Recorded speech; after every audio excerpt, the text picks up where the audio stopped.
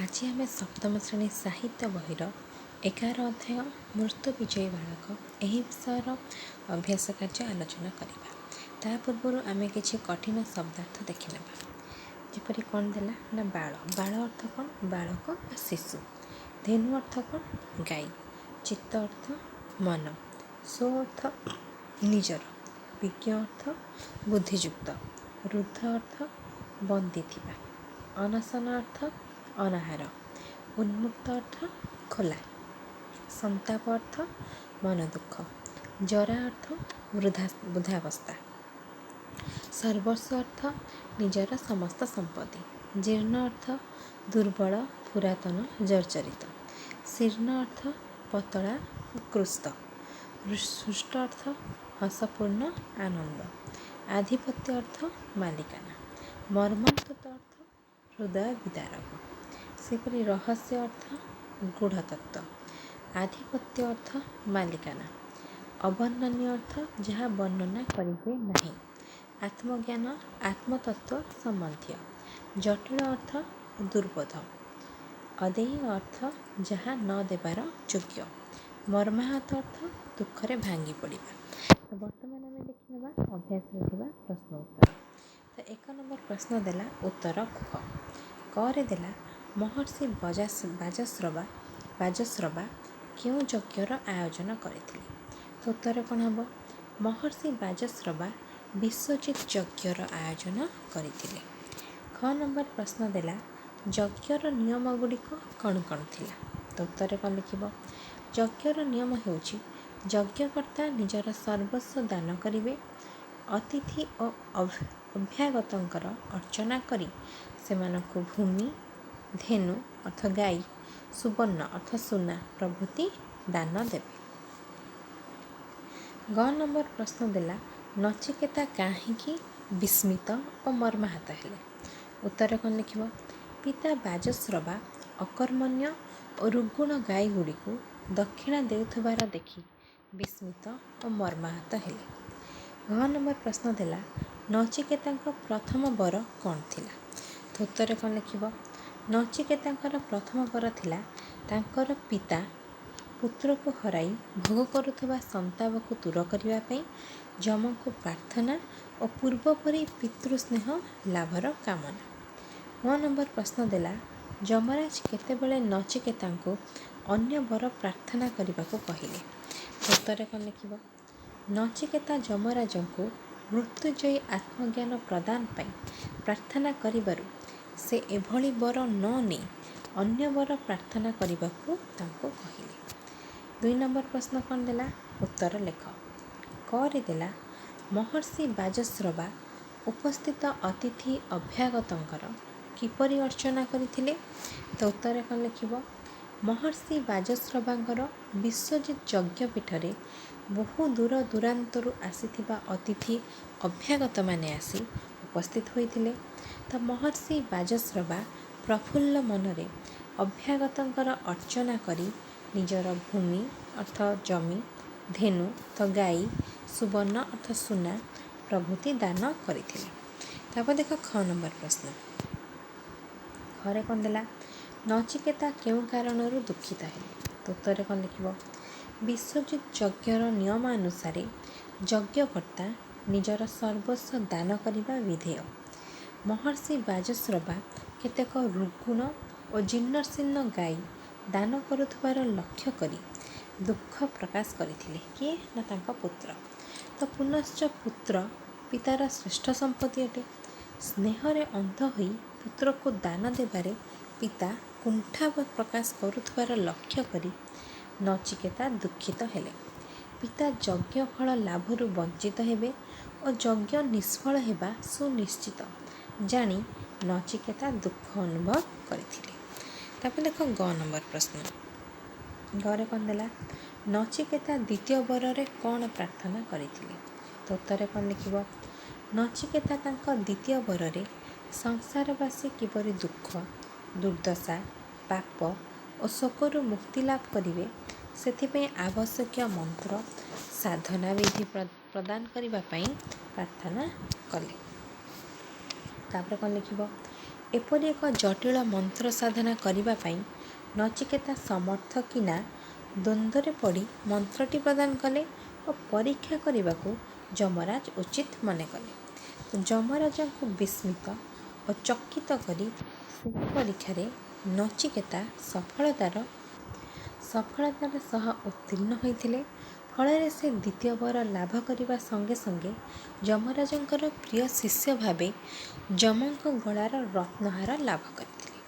ତାପରେ ଦେଖ ଘ ନମ୍ବର ପ୍ରଶ୍ନ। ଘରେ କ'ଣ ଦେଲା? ଯମରାଜ ତୃତୀୟ ବରରେ କ'ଣ ପ୍ରାର୍ଥନା କରିବା ପାଇଁ ନଚିକେତାଙ୍କୁ କହିଥିଲେ? ଉତ୍ତରେ କ'ଣ ଲେଖିବ? ନଚିକେତାଙ୍କ ପ୍ରତି ଯମରାଜ ଅତ୍ୟନ୍ତ ପ୍ରୀତ ହୋଇ ତାଙ୍କୁ ସ୍ୱର୍ଗର ଅପୂର୍ବ ଭୋଗବିଳାସ, ପୃଥିବୀର ଆଧିପତ୍ୟ ଓ ଆଶ୍ଚର୍ଯ୍ୟ ସାମଗ୍ରୀମାନ ତୃତୀୟ ବରରେ ପ୍ରାର୍ଥନା କରିବାକୁ କହିଥିଲେ। ମ ନମ୍ବର ପ୍ରଶ୍ନ କ'ଣ ଦେଲା? ଯମ ନଚିକେତାଙ୍କୁ ରତ୍ନମାଳ ପିନ୍ଧାଇ ଦେଲେ କାହିଁକି? ତ ଉତ୍ତରେ କ'ଣ ଲେଖିବ?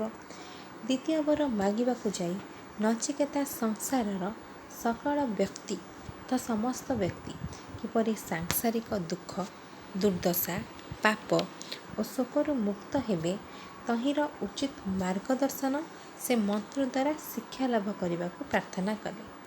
ଏପରି କଠୋର ମର୍ମନ୍ତୁଦ ମନ୍ତ୍ରର ସାଧନା ଓ ଯଜ୍ଞବିଧି ବିଷୟରେ ଯମରାଜ ନଚିକେତାଙ୍କୁ ଶିକ୍ଷା ପ୍ରଦାନ କଲେ। ବାଳକ ନଚିକେତାଙ୍କୁ ପରୀକ୍ଷା କରିବା ପାଇଁ ସେ ସେହି ମନ୍ତ୍ର ବିଷୟରେ କିଛି ପ୍ରଶ୍ନ ପଚାରିଲେ। ନଚିକେତାଙ୍କର ସଠିକ୍ ଉତ୍ତରରେ ଯମରାଜ ଚକିତ ଓ ବିସ୍ମିତ ହେଲେ। ଅତିଶୟ ଆନନ୍ଦିତ ହୋଇ ସେ ପ୍ରିୟ ଶିଷ୍ୟ ନଚିକେତାଙ୍କ ଗଳାରେ ନିଜ ରତ୍ନହାରଟିକୁ ପିନ୍ଧାଇ ଦେଲେ। ତାପରେ ଦେଖ 3 ନମ୍ବର ପ୍ରଶ୍ନ। ସରଳାର୍ଥ ଲେଖ। କରେ ଦେଲା ନଚିକେତାଙ୍କ ମନରେ ଶୁଭ ବୁଦ୍ଧି ଉଦିତ ହେଲା। ତ ଏହାକୁ ସରଳ ଭାଷାରେ ବୁଝାଇ ଲେଖ। ତ ନଚିକେତାଙ୍କର ଉଦିତ ହେଲା। ତ କ'ଣ ଲେଖିବ? ନା ଉକ୍ତ ଗଦ୍ୟାଂଶଟି, କାରଣ ଏହା ଏକ ଗପ ବା ପ୍ରବନ୍ଧ, ସେଥିପାଇଁ ଏହା ଗଦ୍ୟ ହେଲା। ଯଦି କବିତା ହେଇଥାନ୍ତା ତାହେଲେ ପଦ୍ୟ ହେଇଥାନ୍ତା। ତ ଉକ୍ତ ଗଦ୍ୟାଂଶଟି ମୃତ୍ୟୁ ବିଜୟୀ ବାଳକ ଶୀର୍ଷକ ପ୍ରବନ୍ଧରୁ ଆସିଅଛି। ଏଠାରେ ଲେଖକ କିଏ? ନା ଶ୍ରୀ ଚିନ୍ତାମଣି ବେହେରା। ସେ ବାଳକ ନଚିକେତାଙ୍କର ପ୍ରତ୍ୟୁତ୍ପନ୍ନମତିତା ଉପରେ ଗୁରୁତ୍ୱ ଆରୋପ କରିଛନ୍ତି। ତ ବିଶ୍ୱଜିତ୍ ଯଜ୍ଞର ଫଳ ପ୍ରାପ୍ତି ପାଇଁ ଯଜ୍ଞକର୍ତ୍ତା ନିଜର ସର୍ବସ୍ୱ ଦାନ କରିବା ବିଧେୟ।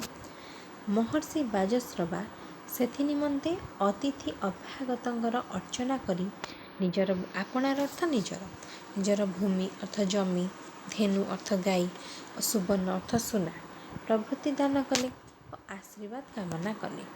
ଯଜ୍ଞର ଶେଷ ସମୟରେ ପିତା କେତେକ ରୁଗ୍ଣ ଗାଭୀ ଅର୍ଥ ଗାଈ ଅତିଥିମାନଙ୍କୁ ଦାନ କରିଥିବାର ଲକ୍ଷ୍ୟ କରୁଥିବା ମର୍ମାହତ ହେଲେ।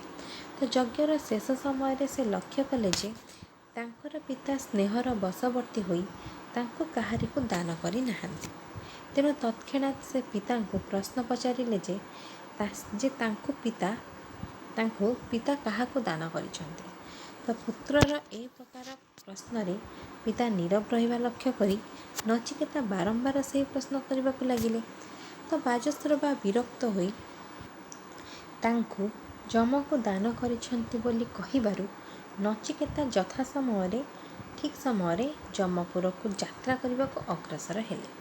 ତ ଏହା ଦେଖି ମହର୍ଷି ବିସ୍ମିତ ହୋଇ ତାହା ତାଙ୍କ ଅନ୍ତରର କଥା ନୁହେଁ ବୋଲି କହିବାରୁ ନଚିକେତା ସ୍ପଷ୍ଟ ଉତ୍ତର ଦେଇଥିଲେ ଯେ ତାଙ୍କ ପରି ବିଜ୍ଞ ପିତାଙ୍କ ମୁଖରେ ସତ୍ୟଭଙ୍ଗ କରିବା ଆଦୌ ଉଚିତ ନୁହେଁ। ନଚିକେତା ଉପଯୁକ୍ତ ସମୟରେ ସେହି ପ୍ରଶ୍ନ କରିନଥିଲେ ବାଜଶ୍ରବା ତାଙ୍କୁ ତ୍ୟାଗ କରିନଥାନ୍ତେ କିମ୍ବା ବିଶ୍ୱଜିତ୍ ଯଜ୍ଞର ସୁଫଳ ପାଇପାରି ନଥାନ୍ତେ। ଜ୍ଞାନୀ ଲୋକ ସତ୍ୟ ରକ୍ଷା କରିବାକୁ କେବେ ହେଲେ ପଶ୍ଚାତ୍ପଦ ହୁଏ ନାହିଁ ଏବଂ ଯେତେ କଷ୍ଟ ପଡ଼ିଲେ ମଧ୍ୟ ସତ୍ୟର ଅବମାନନା କରେ ନାହିଁ ବୋଲି ନଚିକେତା ପିତାଙ୍କୁ କହିଥିଲେ। ପ୍ରସଙ୍ଗଟି ଶିକ୍ଷାମୂଳକ। ଦେଖ ଖ ନମ୍ବର ପ୍ରଶ୍ନ ଦେଲା, ଆପଣ ବିଜ୍ଞ ହୋଇ ନିଜର ସତ୍ୟ ରକ୍ଷା କରିବାକୁ କୁଣ୍ଠା ପ୍ରକାଶ କରନ୍ତୁ ନାହିଁ, ପୁଣି ସବୁ ସମ୍ପତ୍ତିଠାରୁ ଆପଣ ମୋତେ ଅଧିକ ପ୍ରିୟ ବୋଲି ମନେ କରନ୍ତି। ତେଣୁ ମୁଁ ଆପଣଙ୍କର ଶ୍ରେଷ୍ଠ ଧନ। ତ ଏହାକୁ ସରଳ ଭାଷାରେ ବୁଝାଇ ଲେଖିବ। ତ କ'ଣ ଲେଖିବ? ଆପଣଙ୍କର ଶ୍ରେଷ୍ଠ ଧନ। ସଂସ୍କୃତ ଗଦ୍ୟାଂଶଟି ଶ୍ରୀ ଚିନ୍ତାମଣି ବେହେରାଙ୍କ ରଚିତ ମୃତ୍ୟୁ ବିଜୟୀ ବାଳକ ଶୀର୍ଷକ ପ୍ରବନ୍ଧରୁ ଆସିଅଛି। ଏଠାରେ ଲେଖକ ମହାବିଜ୍ଞ ମହର୍ଷି ବାଜଶ୍ରବା ସତ୍ୟରକ୍ଷାରେ କୁଣ୍ଠା ପ୍ରକାଶ କରିବାରୁ ନଚିକେତା ପିତାଙ୍କୁ ଧର୍ମଦ୍ରୋହୀ ନ ହେବା ପାଇଁ କିପରି ଯୁକ୍ତି ଦର୍ଶାଇଥିଲେ ତାହା ବର୍ଣ୍ଣନା କରିଛନ୍ତି। ବିଶ୍ୱଜିତ୍ ଯଜ୍ଞର ଫଳପ୍ରାପ୍ତି ପାଇଁ ଯଜ୍ଞକର୍ତ୍ତା ନିଜର ସମସ୍ତ ଦାନ କରିବା ବିଧେୟ। ଏହି ଦୃଷ୍ଟିରୁ ମହର୍ଷି ବାଜଶ୍ରବା ଆପଣାର ନିଜର ଭୂମି, ଧେନୁ, ସୁନା ଆଦି ଅତିଥିମାନଙ୍କୁ ଦାନ କରିବାରେ ଲାଗିଲେ ଓ ସେମାନଙ୍କଠାରୁ ଆଶୀର୍ବାଦ ଗ୍ରହଣ କଲେ। ଯଜ୍ଞର ଶେଷ ସମୟରେ ନଚିକେତା ଲକ୍ଷ୍ୟ କଲେ ଯେ ସ୍ନେହର ବଶବର୍ତ୍ତୀ ହୋଇ ତାଙ୍କର ପିତା ନିଜର ପ୍ରିୟ ପୁତ୍ରକୁ କାହାକୁ ଦାନ ଦେଇ ନାହାନ୍ତି। ତେଣୁ ଯଜ୍ଞ ନିଷ୍ଫଳ ହେବା ଆଶଙ୍କାରେ ପିତା ତାଙ୍କୁ କାହାକୁ ଦାନ କରିଛନ୍ତି ବୋଲି ବାରମ୍ବାର ପ୍ରଶ୍ନ କଲେ। ତ ବାଜଶ୍ରବା ବିରକ୍ତ ହୋଇ ତାଙ୍କୁ ଯମକୁ ଦାନ କରିଛନ୍ତି ବୋଲି କହିବାରୁ ନଚିକେତା ଯଥା ସମୟରେ ଅର୍ଥାତ୍ ଠିକ୍ ସମୟରେ ଯମାଳୟକୁ ଯାତ୍ରା କରିବା ପାଇଁ ଅଗ୍ରସର ହେଲେ ତ ଆଗେଇ ଗଲେ। ତ ଏହା ଦେଖି ବାଜଶ୍ରବା ବିସ୍ମିତ ହୋଇ ତାହା ତାଙ୍କ ଅନ୍ତରର କଥା ନୁହେଁ ବୋଲି କହିଲେ। ତ ଏହା ଶୁଣି ବାଳକ ନଚିକେତା ମହାବିଜ୍ଞ ପିତାଙ୍କ ମୁହଁରେ ଏହା ଶୋଭା ଦିଏ ନାହିଁ ବୋଲି କହିଲେ। ଜ୍ଞାନୀ ଲୋକ ସତ୍ୟ ରକ୍ଷା କରିବାକୁ କେବେ ହେଲେ ପଶ୍ଚାତପଦ ହୁଏ ନାହିଁ ଅର୍ଥାତ୍ ପଛଘୁଞ୍ଚା ଦିଏ ନାହିଁ ଏବଂ ଯେତେ କଷ୍ଟ ପଡ଼ିଲେ ବି ମଧ୍ୟ ସତ୍ୟର ଅବମାନନା କରେ ନାହିଁ ବୋଲି କହି ସତ୍ୟ ରକ୍ଷାରେ କୁଣ୍ଠା ପ୍ରକାଶ ନ କରିବା ପାଇଁ ପିତାଙ୍କୁ ନଚିକେତା ଅନୁରୋଧ କଲେ। ତ ପ୍ରସଙ୍ଗଟି ଯଥାର୍ଥ ଓ ପ୍ରଶଂସନୀୟ। ତ ଗ ନମ୍ବରରେ ସରଳାର୍ଥରେ କ'ଣ ଦେଲା ନା ସ୍ୱର୍ଗର ଅପୂର୍ବ ଭୋଗବିଳାସ, ପୃଥିବୀର ଅଖଣ୍ଡ ଆଧିପତ୍ୟ ଓ ଆଶ୍ଚର୍ଯ୍ୟ ସାମଗ୍ରୀ ଯାହା ଚାହିଁବ ତୁମକୁ ମୋର ଅଦେୟ ହୋଇ କିଛି ନାହିଁ। ତାହା ଗୋଟେ ସରଳ ଭାଷାରେ କେମିତି ଲେଖିବ? ଏହା ତୁମର 18-19ରେ ପଡ଼ିଥିଲା, 16-17ରେ ପଡ଼ିଥିଲା, 14-15ରେ ମଧ୍ୟ ପଡ଼ିଥିଲା। ଦେଖ ସ୍ୱର୍ଗର ନାହିଁ। ତ ଉକ୍ତ ଗଦ୍ୟାଂଶଟି ବା ଏହି ଗପଟି ମୃତ୍ୟୁ ବିଜୟୀ ବାଳକ ଶୀର୍ଷକ ପ୍ରବନ୍ଧରୁ ଆସିଅଛି। ଏଠାରେ ଲେଖକ ଶ୍ରୀ ଚିନ୍ତାମଣି ବେହେରା ନଚିକେତାଙ୍କର ଅପୂର୍ବ ସ୍ମରଣ ଶକ୍ତିରେ ମୁଗ୍ଧ ଯମରାଜଙ୍କର ଅଖଣ୍ଡ କ୍ଷମତା ଓ ସାମର୍ଥ୍ୟ ଉପରେ ଗୁରୁତ୍ୱ ଆରୋପ କରିଛନ୍ତି। ଜଣେ ଯୋଗ୍ୟ ଶିଷ୍ୟକୁ ବିଜ୍ଞ ଗୁରୁ କିପରି ସବୁ କିଛି ଦାନ କରିପାରନ୍ତି ତାହା ଲେଖକ ଏଠାରେ ଉଲ୍ଲେଖ କରିଛନ୍ତି। ମୃତ୍ୟୁର ଦେବତା ଯମରାଜ ନଚିକେତାଙ୍କର ନିର୍ଭୀକତା ଓ ଆତ୍ମବିଶ୍ୱାସ ଦେଖି ତାଙ୍କୁ 3 ଗୋଟି ବର ପ୍ରଦାନ କରିଥିଲେ। ପ୍ରଥମ 2ଟିରେ ନଚିକେତା ନିଜର ପିତାଙ୍କର ସନ୍ତାପିତ ମନକୁ ସନ୍ତୋଷ ପ୍ରଦାନ ଓ ଜଗତର ଲୋକମାନଙ୍କର ଦୁଃଖ ଦୁର୍ଦ୍ଦଶା, ଭୋକ ଓ ଶୋଷରୁ ମୁକ୍ତି ନିମନ୍ତେ ମନ୍ତ୍ର ଭିକ୍ଷା କରିଥିଲେ। ତ ଯମରାଜ ନଚିକେତାଙ୍କର ଅପୂର୍ବ ଧୀଶକ୍ତି, ସ୍ମରଣ ଶକ୍ତି ତଥା ଏକାଗ୍ରତାରେ ମୁଗ୍ଧ ହୋଇ ତାଙ୍କୁ ନିଜ ଗଳାର ରତ୍ନହାର ପିନ୍ଧାଇ ଦେଲେ ଓ ତୃତୀୟ ବରରେ ଜୀବନର ସୁଖ, ସ୍ୱାଚ୍ଛନ୍ଦ୍ୟ, ସ୍ୱର୍ଗୀୟ ଭୋଗବିଳାସ, ଅଖଣ୍ଡ ଆଧିପତ୍ୟ ଆଦି ପ୍ରାର୍ଥନା କରିବା ପାଇଁ କହିଲେ। ତ ପ୍ରସଙ୍ଗଟି ଯଥାର୍ଥ ପ୍ରଶଂସନୀୟ। ଦେଖ 4 ନମ୍ବର ପ୍ରଶ୍ନ କ'ଣ ଦେଲା ନା ଉଦାହରଣକୁ ଲକ୍ଷ୍ୟ କରି ବାକ୍ୟଗୁଡ଼ିକୁ ପରିବର୍ତ୍ତନ କର। ଯେପରି ଉଦାହରଣ ଦେଲା ମୁଁ ପଢ଼ିବାକୁ ଭଲ ପାଏ, ଏହା ହେଉଛି ମୂଳ ବାକ୍ୟ। ତ ଆମେ ପଢ଼ିବାକୁ ଭଲ ପାଉ, ମୋରୁ କ'ଣ ହେଇଗଲା ଆମେ, ମୁଁ ଏକବଚନ, ଆମେ ବହୁବଚନ, ତ ପରିବର୍ତ୍ତିତ ବାକ୍ୟ। ସେହିପରି ଏକବଚନରୁ ବହୁବଚନକୁ ନେବ। ଯେପରି କରେ ଦେଲା ବାଳକଟି ବିଦ୍ୟାଳୟକୁ ଯାଉଛି, ତା'ହେଲେ ବାଳକର ବହୁବଚନ କ'ଣ? ବାଳକମାନେ। ବିଦ୍ୟାଳୟକୁ ଯାଉଅଛି, ମୁଁ ଅଛି ବୋଲି ଯାଉଅଛି ହେଲା। ଆମେ ହେଲେ କ'ଣ ହେଇଯିବ? ବା ବାଳକମାନେ ବିଦ୍ୟାଳୟକୁ ଯାଉଛନ୍ତି ହେଲା। ତାପରେ ଦେଖ ଖରେ ଦେଲା ଗାଈଟିଏ ପଡ଼ିଆରେ ଚରୁଛି, ଏହା କ'ଣ? ଏକବଚନ, ଗାଈ ଗୋଟିଏ ଗାଈ, ତ ଗାଈର ବହୁବଚନ ଗାଈମାନେ। ତ ଗାଈଟି ପଡ଼ିଆରେ ଚରୁଅଛି, ତ ଗାଈମାନେ ପଡ଼ିଆରେ ଚରୁଛନ୍ତି ହେଲା। ସେପରି ଗରେ ଦେଲା ସେ ଯମପୁରକୁ ଗଲା, ତ ସେର ବହୁବଚନ, ସେ ଏକବଚନ, ସେର ବହୁବଚନ ସେମାନେ। ତ ସେମାନେ ଯମପୁରକୁ ଗଲା ତ ହେବନି, ସେମାନେ ଯମପୁରକୁ ଗଲେ ହେଲା, ଗଲା ରହିଯିବ ଗଲେ। ତାପରେ ଦେଖିବା ପରବର୍ତ୍ତୀ ପ୍ରଶ୍ନ। ଘରେ ଦେଲା ମୁଁ ଭବାନୀପାଟଣା ଯିବି, ତ ମୁଁ ହେଉଛି ଏକବଚନ, ବହୁବଚନ ହେଲେ ଆମେମାନେ, ତ ଯିବିର ଯିବୁ, ତ ଆମେମାନେ ଭବାନୀପାଟଣା ଯିବୁ। ମୋରେ ଦେଲା ପକ୍ଷୀଟିଏ ଆକାଶରେ ଉଡ଼ୁଅଛି, ତ ପକ୍ଷୀ ହେଉଛି ଏକବଚନ, ତ ବହୁବଚନ ହେଇଗଲେ ପକ୍ଷୀମାନେ, ପକ୍ଷୀମାନେ ଆକାଶରେ ଉଡ଼ୁଛନ୍ତି। ତାପରେ ଦେଖ 5 ନମ୍ବର ପ୍ରଶ୍ନ କ'ଣ ଦେଲା, ତଳେ ଦିଆଯାଇଥିବା ଶବ୍ଦ ଗୁଡ଼ିକର ଅର୍ଥ ଲେଖ ଓ ବାକ୍ୟ ଗଠନ କର। ତ ଦିଆଯାଇଥିବା ଶବ୍ଦ ହେଲା ମୃତ୍ୟୁଜୟୀ। ଏହାର ଅର୍ଥ କ'ଣ? ମୃତ୍ୟୁକୁ ଜୟ କରିଥିବା। ସେପରି ବିସ୍ମୟ, ବିସ୍ମୟର ଅର୍ଥ କ'ଣ? ଆଶ୍ଚର୍ଯ୍ୟ। ଅନାହାର, ଅନାହାରର ଅର୍ଥ କ'ଣ? ଉପବାସ। ଅବର୍ଣ୍ଣନୀୟ, ଏହାର ଅର୍ଥ ହେଉଛି ଯାହା ବର୍ଣ୍ଣନା କରିହେବ ନାହିଁ। ମନସ୍ତାପ, ଏହାର ଅର୍ଥ କ'ଣ? ଅନୁତାପ। ପ୍ରତ୍ୟାଗମନ ଅର୍ଥ ଫେରିଆସିବା। ସେହିପରି ମର୍ମନ୍ତୁତ, ଏହାର ଅର୍ଥ ହେଲା ହୃଦୟ ବିଦାରକ। ଆଧିପତ୍ୟ ଅର୍ଥ ମାଲିକପଣିଆ। ଅକର୍ମଣ୍ୟ ଅର୍ଥ ଯେ କାମକୁ ଅଯୋଗ୍ୟ। ତ ବାକ୍ୟ ଗଠନ କରିବ କ'ଣ? ମୃତ୍ୟୁଜୟୀର ତ ନଚିକେତା ମୃତ୍ୟୁଜୟୀ ଥିଲେ, ଅର୍ଥ ଯେ ମୃତ୍ୟୁକୁ ଜୟ କରିଛନ୍ତି। ତାଙ୍କ କଥା ଶୁଣି ମୁଁ ବିସ୍ମୟ ହେଲି, ଅର୍ଥ ଆଶ୍ଚର୍ଯ୍ୟ ହେଲି। ଲୋକଟି ଅନାହାରରେ ଅଛି, ଅର୍ଥ ଲୋକଟି ଉପବାସରେ ଅଛି। ତାପରେ ଦେଖ କ'ଣ ଦେଲା, ଗୋପାଳର ଦୁଃଖ ଅବର୍ଣ୍ଣନୀୟ, ଅର୍ଥ ଯାହା ବର୍ଣ୍ଣନା କରିହେବ ନାହିଁ। ଲୋକଟି ଭୁଲ ପାଇଁ ମନସ୍ତାପରେ ଅଛି, ମନସ୍ତାପ ଅର୍ଥ ଅନୁତାପରେ ଅଛି। ମୁଁ ତାଙ୍କର ପ୍ରତ୍ୟାଗମନ ଚାହେଁ, ପ୍ରତ୍ୟାଗମନ ଅର୍ଥ ଫେରିଆସିବା ଚାହେଁ। ରାସ୍ତାରେ ଏକ ମର୍ମନ୍ତୁଦ ଘଟଣା ଦେଖି ମୁଁ ଅସ୍ଥିର ହୋଇଗଲି। ମର୍ମନ୍ତୁଦ ଅର୍ଥ ହୃଦୟ ବିଦାର। ତାପରେ ଦେଲା, ତୁମର ଆଧିପତ୍ୟ ଅନ୍ୟମାନଙ୍କୁ ଭଲ ଲାଗୁନି। ଆଧିପତ୍ୟ ଅର୍ଥ ମାଲିକପଣିଆ। ଲୋକଟି ଅକର୍ମଣ୍ୟ ଅଟେ, ଅକର୍ମଣ୍ୟ ଅର୍ଥ ଯେ କାମକୁ ଅଯୋଗ୍ୟ। ତାପରେ ଦେଖ 6 ନମ୍ବର ପ୍ରଶ୍ନ ଦେଲା, ସର୍ବ ଶବ୍ଦ ପରେ ସ୍ୱ ବସିଲେ ସର୍ବସ୍ୱ ହୁଏ। ସେହିପରି ରାଜ ଶବ୍ଦ ପୂର୍ବରୁ ସ୍ୱ ବସିଲେ ସ୍ୱରାଜ୍ୟ ହୁଏ। ସେହିପରି ଶବ୍ଦର ପୂର୍ବରେ ବା ପରେ ସ୍ୱ ଯୋଡ଼ି ଆଉ କେତୋଟି ଶବ୍ଦ ଲେଖ।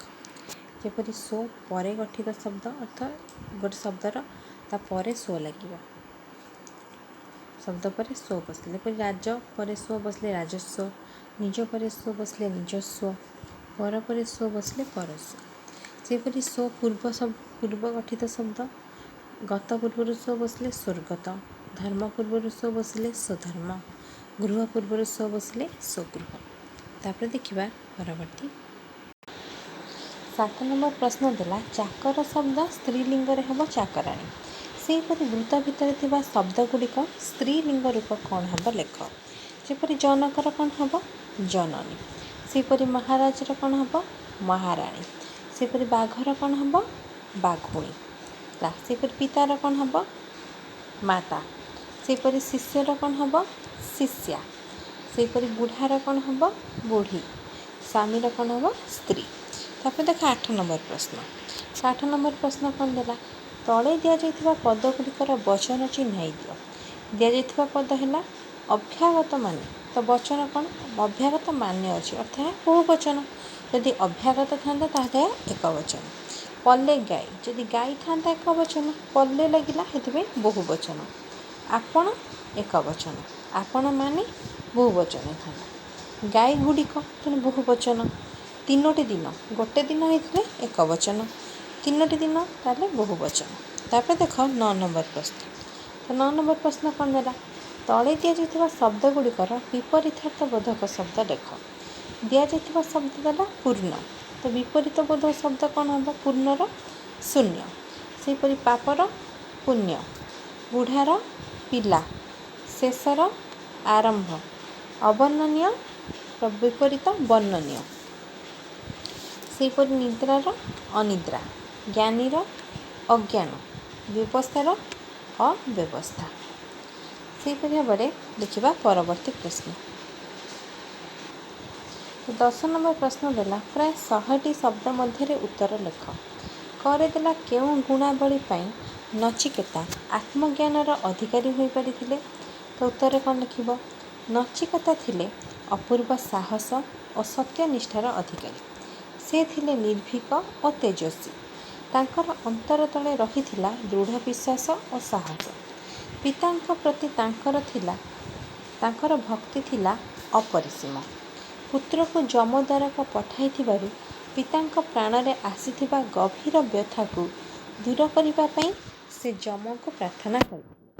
ତ ସଂସାରର ଲୋକମାନଙ୍କର ଦୁଃଖ, ଦୁର୍ଦ୍ଦଶା, ପାପ, ଶୋକ ପ୍ରଭୃତି ଦେଖି ସେ ବ୍ୟାକୁଳ ହୋଇ ଉଠିଥିଲେ ଏବଂ ତାହା ଦୂର କରିବା ପାଇଁ उपाय तांको बताई देबा पई से जम को करथिले आकुल प्रार्थना। तो अति कोमल बयसरे मध्य से मंत्रर साधना एवं जटिल यज्ञविधि विषय एकांतर भावे ध्यान देथिबारु जम तांको उपरे अत्यंत प्रीत होइथिले। ए समस्त भल गुण सहित सांसारिक सुख संभोग प्रति तांकर एकांत अनासक्ति तांको आत्मज्ञानर अधिकारी कराई परिथिले। तापर देख ख नंबर प्रश्न। ख नंबर प्रश्न कौन देला? जम और नचिकेता कथोपकथन सरल भाषा वर्णना कर। तो कौन लिखिब उत्तर? जमपुर रुद्धद्वार निकटरे 3 दिन अनशन कलापर नचिकेता जमराजा दर्शन लाभ कले। तो द्वार देश 3 दिन अनाहार रही अपेक्षा करिथिबा बालकटीर सत्कार उद्देश्य जमराजा तांको साक्षात करी ऋषि कुमार बोली संबोधन करी कहिथिले जे से तांकर अतिथि। सत्य रक्षा पाई तांकर दृढ़ प्रतिज्ञा देखि से अत्यंत आनंदित होइछन्ति। तांको गृह सम्मुखरे 3 दिन उपवास रही क्लेश भोगिचन्ति। तेणु से एथिपाई व्यथित। 3 दिन उपवास पाई 3 गोटी वर मागिबाकू से नचिकेता कहिले। प्रथम वर मागिबाकू जाई नचिकेता कहिले जे तांको हराई तांको पिता हृदय बहु दुख अनुभव करुछन्ति। तेणु तांको हृदय दुख दूर हो। द्वितीय वर प्रार्थना करी नचिकेता जम को धर्मराज बोली संबोधन करी कहिले जे संसार लोकमानकर दुख दुर्दशा पाप शोक देखि से अशेष व्यथा पाउछन्ति। सेथिरु मुक्ति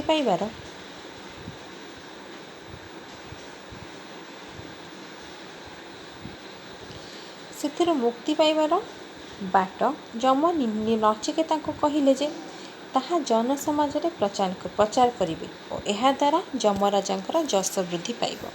तृतीय वर कौन मागिले? तृतीय वर प्रदान करने पूर्व जमराज नचिकेता स्वर्गीय सुख स्वाच्छंद भोगविलास सांसारिक सुख अखंड आधिपत्य मागिबा पाई परामर्श देले। जमराजा को नचिकेता कहिथिले जे से सांसारिक सुख चाहू नाहांती। से तांको मृत्युजयी आत्मज्ञान तृतीय वर भाव प्रदान करते। एथिरु निवृत्त रहिबा पाई जम नचिकेता जेते बुझाइले मध्य नचिकेता आत्मज्ञान तत्व पाइबा पाई बारंबार अनुरोध कले। तहु सेथिपाई जमराज तांको आत्मज्ञानर गूढ़ तत्व और रहस्य विषय बुझाई मंत्र प्रदान कले। तो यह थिला तुमर मृत्यु विजयी बालकर प्रश्नोत्तर। यार परवर्ती भिडियो रे आमे अन्य एक विषय अभ्यास कार्य आलोचना करिबा।